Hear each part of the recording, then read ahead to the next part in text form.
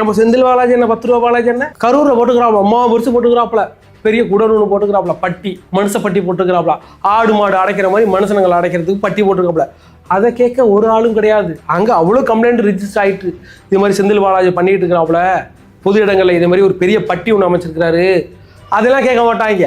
இது எலெக்ஷன் கேம்பெயினுக்காக ஒரு ஆஃபீஸில் போட்டிருக்காங்க, அதுக்கு முடக்கியாச்சு. எங்கேயும் நிற்கக்கூடாது, எங்கேயும் போடக்கூடாதுன்னு முடக்கியாச்சு. அதற்கு விஜய் அவர்கள் தன்னுடைய கண்டனத்தை தெரிவிச்சிருக்கார்.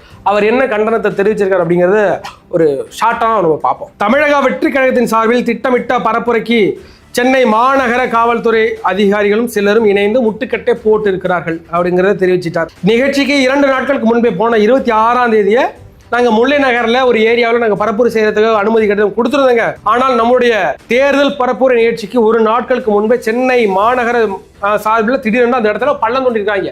அது அண்ணாமலை படத்தில் ரஜினி தோண்டு வைப்பல அதே மாதிரி வீடியோ போட்டுக்கிறாப்புல தோண்டிக்கிட்டு இருந்துக்கிறாங்க. தோண்டிட்டு இந்த இடத்துல நாங்கள் வந்து இப்போ வேலை நடந்துகிட்டு இருக்கு, இந்த இடத்துல நாங்கள் அனுமதிக்க முடியாது அப்படின்னு இப்போ இன்னைக்கு காலையில் தான் அந்த நோண்டே ஆரம்பிச்சிருக்காங்க. அப்படி போட்டுவிட்டு இல்லை 3000 பேரை எல்லாம் கூட முடியாது, அது ஒரு ரஷ்ஷாக இருக்கும் அப்படின்னு இந்த தேர்தல் நடக்கிற சமயத்தில் இந்த பப்பா 75 வயசு அந்த பவள விழா பாப்பா அந்த இடத்த முடக்கி வச்சிருக்கு அப்படின்னு ஒரு வீடியோவும் போட்டிருக்கிறார் விஜய் அவர்கள்.